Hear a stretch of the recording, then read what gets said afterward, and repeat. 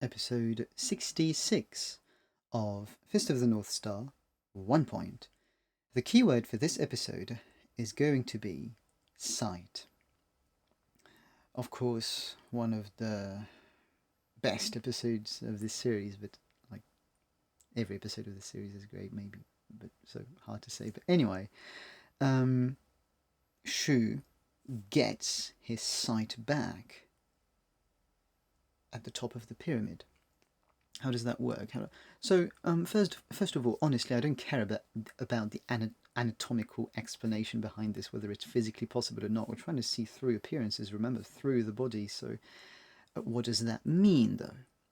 We had two comparable things before. Kenshiro giving back speech to Din and giving back sight to 𝚿𝚎𝚅. So we talked about those. So it's going to resonate with those. So that's going to be helpful already. But more precisely here, this is actually something you all know, right? If I do this, sorry, I'm not one of them. The eye at the top of the pyramid. So we developed pyramid in the previous episode, but it's knowledge, supervision, right? Control. You just know.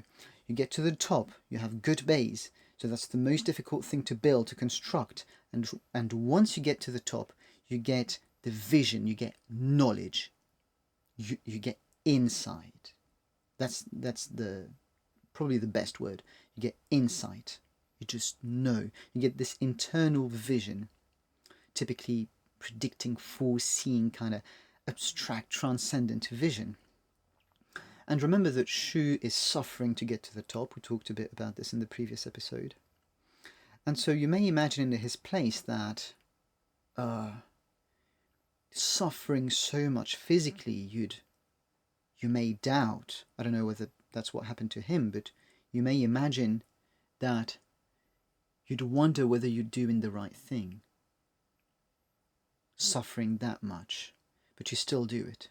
You're just following your fate, because people will die. And once you get to the top, and you get, like, arrows are shot at you, and you're just going to die. And Kenshiro comes. And finally, you can see it. Finally, you can see that you weren't wrong, which is indeed what he says. I wasn't wrong. My star wasn't wrong. And that I just get shivers because, as we said it in the previous episode, he gets to be the star, the Nanto man, at the top of the pyramid. And now he can see it. As there is no way, like, how is that possible? How could he see?